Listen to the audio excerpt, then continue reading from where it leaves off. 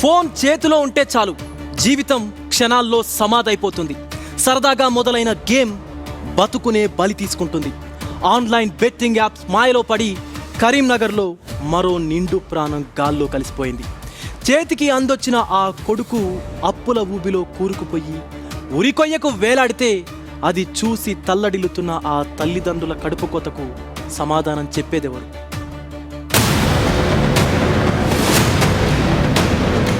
మంచి ఫ్యూచర్ కోసం ఎదురు చూడాల్సిన వయసది. బీటెక్ పూర్తి చేసి త్వరలోనే ఏదో ఒక ఉద్యోగంలో సెటిల్ అవుతాడనుకున్న కలలన్నీ ఒక్కసారిగా కల్లలయ్యాయి. కరీంనగర్ జిల్లా జమ్మికుంట మండలం గండ్రపల్లి గ్రామానికి చెందిన లింగంపల్లి ప్రదీప్ కుమార్ బీటెక్ చదువు పూర్తి చేసి ఇంట్లోనే ఉంటున్నాడు. అయితే ఆ ఖాళీ సమయమే అతని కొంపముంచింది. స్మార్ట్ ఫోన్ లో సరదాగా మొదలైన ఆన్లైన్ గేమింగ్ రోజులు గడిచే కొద్దీ తీవ్రమైన బెట్టింగ్ అడిక్షన్ గా మారిపోయింది.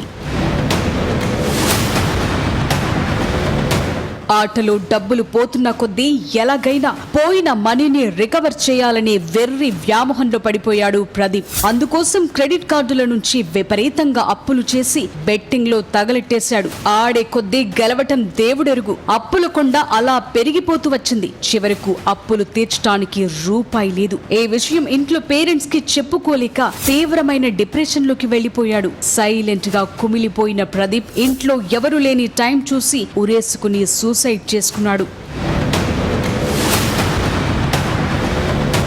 కంటికి రెప్పలా కాపాడుకున్న కొడుకు ఫ్యాన్ కు విగత జీవిగా వేలాడుతుండటం చూసి ఆ తల్లిదండ్రులు గుండెలు పగిలేలా ఏడుస్తున్నారు. సమాచారం అందుకున్న జమ్మికుంట పోలీసులు వెంటనే స్పాట్ కు చేరుకుని పరిశీలించారు. మృతుడి తండ్రి ఇచ్చిన కంప్లైంట్ తో కేసు రిజిస్టర్ చేసి ఇన్వెస్టిగేషన్ స్టార్ట్ చేశారు. ఈ బెట్టింగ్ యాప్స్ వెనుక ఉన్న సైబర్ నెట్వర్క్ ఏంటి, ఏ యాప్స్ ద్వారా ప్రదీప్ ట్రాప్ అయ్యాడనే కోణంలో డిజిటల్ ఎవిడెన్స్ లు కలెక్ట్ చేస్తున్నారు.